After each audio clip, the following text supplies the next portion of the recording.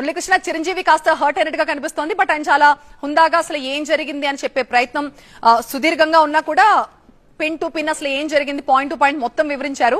So ఏంటి ఈ పరిణామాలను ఎలా చూడాలని బాలకృష్ణ కోపానికి కారణం కూడా అప్పటి ప్రభుత్వం కంటే కూడా ఇప్పటి ప్రభుత్వం కూడా తనను అవమానించింది అని ఆయన ఫీల్ అయినట్టుగా నాకు అనిపిస్తుంది. మీరేం చెప్తారు?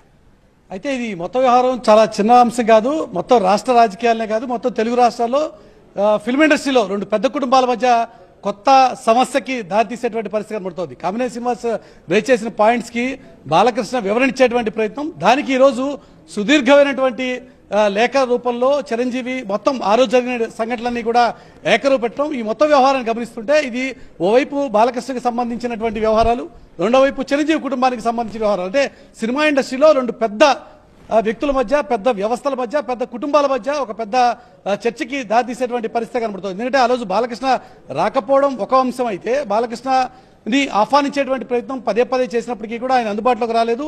స్వయంగా తాను ప్రయత్నం చేశాను, ఆ తర్వాత జమినీ కిరణ్ ద్వారా కూడా ప్రయత్నం చేశాను, అయినా కూడా బాలకృష్ణ గారు అందుబాటులో రాకపోవడం వల్ల మాత్రమే నేను ఆ రోజు బాలకృష్ణని ఆహ్వానించలేకపోయానని చెప్పి చిరంజీవి ఇచ్చుకునేటువంటి ప్రయత్నం చేశారు, వివరణించుకునేటువంటి ప్రయత్నం చేశారు.